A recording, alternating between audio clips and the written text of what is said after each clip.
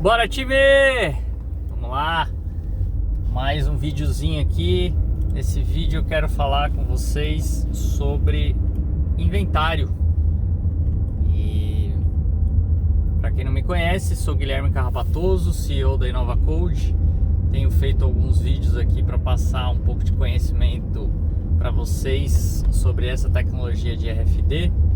Normalmente eu estou aqui aproveitando esse tempo dirigindo para levar você junto comigo nessa onda de conhecimento dessa tecnologia super interessante e que está só começando, apesar de eu já trabalhar com isso há 14 anos, muitos projetos. A tecnologia ainda está só no comecinho, tem muita coisa que dá para fazer da parte de automação. Então eu procuro trazer ideias aqui, compartilhar com vocês, para que a gente consiga difundir mais essa tecnologia, aproveitar mais do que ela tem para oferecer. Bom, estou me dirigindo aqui para um evento que a gente está participando, um evento de decoração, basicamente móveis e decoração, chama AB Casa. E o interessante é que nos últimas semanas eu tenho me deparado muito com pessoas potenciais clientes, né, que entram em contato conosco para buscar uma solução milagrosa, vamos dizer assim, né, pelo menos do ponto de vista atual das tecnologias, um pouco milagrosa, que eu vi os seus vídeos na internet, vi as suas soluções, achei muito interessante, gostaria que você viesse aqui fazer uma apresentação. Daí quando a gente chega e começa a fazer a apresentação, essas aqui são as etiquetas inteligentes, ela tem um chipzinho, esse chip ele fica adormecido quando o equipamento de leitura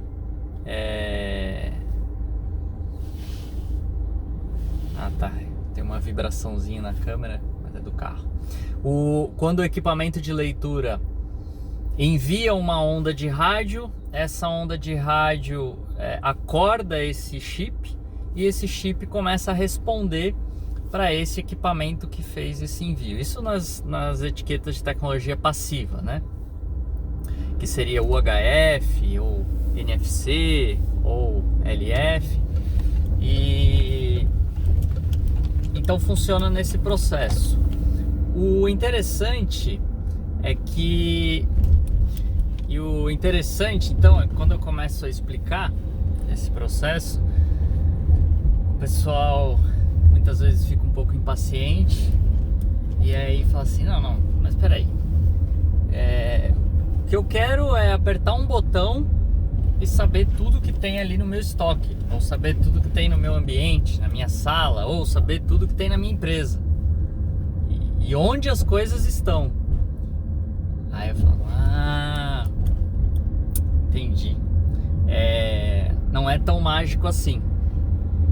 Então existe, né, essa ideia de que a tecnologia, pensando aqui um pouco, eu não sei por que foi criada essa ideia, talvez por algumas propagandas que vincularam aí no mercado de grandes empresas. Tem uma bem famosa que é uma se não me engano é da IBM, que o rapaz pega um monte de coisa no supermercado e aí ele coloca dentro do casaco, e aí na hora que ele vai passar na porta da saída, o guarda entrega para ele a conta dele. Mas enfim, então tenho me deparado com essas ideias, e aí eu queria esclarecer aqui que é possível fazer isso? Sim, é possível. A tecnologia até caminha para uma ideia dessa. Eu até tive uma conversa na semana passada com o maior fabricante hoje da tecnologia, que é a Impinj, o representante deles da América Latina. Eu conversei com ele, ele falou assim: poxa, Guilherme, nós estamos espantados com a quantidade de aumento esse ano de empresas e centros de distribuição que estão investindo realmente no que a gente chama de RTLS, né? Que é justamente essa tecnologia de você saber onde estão os seus itens dentro do galpão de forma automatizada. A grande questão de se fazer isso é o custo, né? Para você fazer isso, você tem que dispor antenas, bem dizer, de 100 metros quadrados em 100 metros quadrados. Então, dentro de um galpão, e cada conjunto desse custa em torno de 20 mil reais. Então, o investimento é altíssimo para que você consiga fazer esse processo automatizado.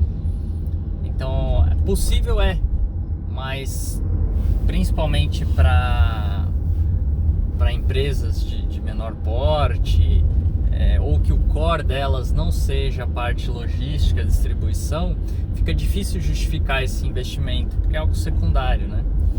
O que normalmente o que eu quero deixar aqui nesse vídeo é que normalmente nós queremos resolver um problema nosso baseado num paradigma atual nosso.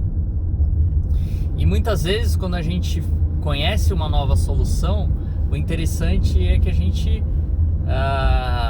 tem a nossa cabeça aberta para entender como aquele processo funciona, e aí entender se realmente com esse novo processo os paradigmas vão ser os mesmos, né? Então, o que é isso que eu estou falando? Bom, hoje eu tenho um problema que é o que mais chega aqui para nós, né? Eu não sei onde está nada, tá tudo uma bagunça. Quando a gente vai contar os itens, seja de um estoque ou os ativos imobilizados da empresa, ativo fixo, eu não consigo um relatório eficiente, ninguém tem paciência de ficar bipando item a item no código de barras. Quando a gente vai bipar, já arrancaram a etiqueta de código de barras, ou o processo não foi feito corretamente, o item foi a campo sem estar com a etiqueta. Então é uma série de questões que, na ideia, né, a pessoa, vamos dizer assim, por já estar cansada desse monte de problemas, ela gostaria de ter uma solução ali. Não, eu quero controlar isso a todo instante. E aí a gente começa a mostrar com os cases, e aí os cases ajudam muito nisso, porque aí a gente tem dados reais e a gente também ganha expertise mostrando muitas vezes resultados que nem nós esperávamos, né? Então a gente começa a falar de cases, por exemplo, empresas que faziam ou tentavam fazer inventário a cada 2 meses e aí passaram a fazer inventários semanais.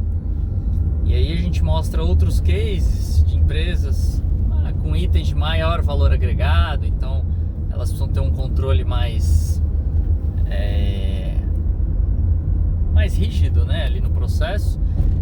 Faziam inventários semanais antes do RFD e agora com o RFD fazem inventário a cada troca de turno. Então, o que acontece? Quando você diminui o tempo do seu inventário, você passa a conseguir, e outra, não é só diminuir o tempo do inventário, é ter um inventário assertivo, né? Você garantir que realmente aqueles itens foram inventariados, né? Porque aí a questão do código de barra, você ainda depende muito do trabalho humano, de alguém ir lá e bipar aquele item. E aí você tem problema de a pessoa pode criar hoje facilmente um código de barra no celular e bipar o item, ou pode bipar se você tem, por exemplo, num estoque, normalmente você tem que a gente chama de SKU, né, que é um código que identifica todos os produtos que são iguais àqueles. E todos os códigos são iguais. E no RFD não, você cria um RG para aquele item. Então um item, por mais que ele seja da mesma família, né, igual ao outro, ele vai ter um código diferente. Então também facilita de o cara não bipar 10 vezes o mesmo item só porque ele viu 10 caixas ali, né? E aí correria o risco de ter uma das caixas que não é daquele item e aí dar um erro no processo de expedição, por exemplo, ou do controle de estoque mesmo. Então, o interessante é notar que com o RFD já vai ter esses diversos benefícios. E aí quando você reduz o seu tempo de inventário e tem um inventário mais assertivo, você começa a ter os resultados que se esperava. Então você começa a conseguir criar dados estatísticos e aí com os dados começa a ter a possibilidade de você analisar esses dados e criar planos de ação. Então você vai... Bom, eu comecei a analisar os meus dados, depois de 3 meses eu identifiquei que realmente estão ocorrendo furtos no meu processo e então eu vou trabalhar em cima, vou montar um plano de ação para que isso não aconteça. Eu vou investir em novos equipamentos para que aí sim esses itens que estão sendo furtados ou do meu estoque, eu crie processos para identificar onde que isso está ocorrendo, ou eu vou reduzir mais ainda o tempo do meu inventário para que eu consiga trabalhar isso e depois que eu conseguir resolver isso com um plano de ação, aí eu estendo novamente o meu inventário. Então tem cases, inclusive, que eu também já fiz vídeo aqui sobre esses cases de loja de celular, que justamente foi esse processo, né? O balanço nunca fechava, mesmo fazendo inventário semanal. E aí, a partir do momento que começou a se fazer inventário a cada troca de turno, inclusive isso se tornou um procedimento que fica até no contrato de trabalho da pessoa. Quando ela é contratada nessa empresa, já tem ali no contrato de trabalho que ela está ciente de que todos os dias ela tem que entregar o inventário consolidado. Quando ela entrega o turno dela para a próxima pessoa, sob pena de que se ela não faça isso e tiver alguma falta no inventário, ela fica responsabilizada sobre essa falta. Então assim, até para o stakeholder, né, para o investidor, é um panorama espetacular, porque aí realmente ele consegue terceirizar essa responsabilidade do controle do seu estoque para aquele que está gerenciando o seu processo ali, para o gerente da loja. E aí, obviamente, se tem uma falta, o que o gerente vai fazer é pegar o sistema de câmera e analisar dentro daquele turno dele de 6 ou 8 horas, vai avaliar o que aconteceu e aí já toma uma ação direcionada e específica para resolver esse problema. Então, basicamente o que eu queria passar aqui é que existe como fazer esse processo de apertar um botão e ler tudo, que eu no começo do vídeo falei que era algo meio milagroso por conta de não se justificar, né, economicamente em muitos processos.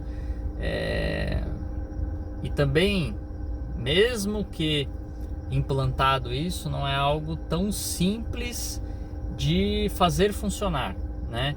Então, para que isso funcione, mesmo com todas as antenas espalhadas no ambiente, precisa ter uma série de procedimentos que precisam ser seguidos, as etiquetas precisam estar coladas da forma correta,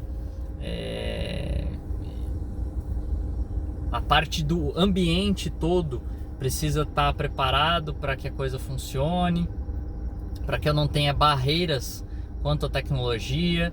Precisa ser um ambiente climatizado, porque a temperatura, a umidade influenciam também na transmissão da onda. Então basicamente é isso, né? Queria desmistificar um pouco essa questão de que quando a gente aperta um botão e lê tudo, seria o mundo perfeito e é o que a pessoa precisa, né? Se for do outro jeito, que é lendo com um coletor de dados ou criando portas em que vai ser feita a leitura, se é assim, então para mim não vai funcionar, porque vou continuar tendo os mesmos problemas. sai, beleza? Compartilha, vamos nessa.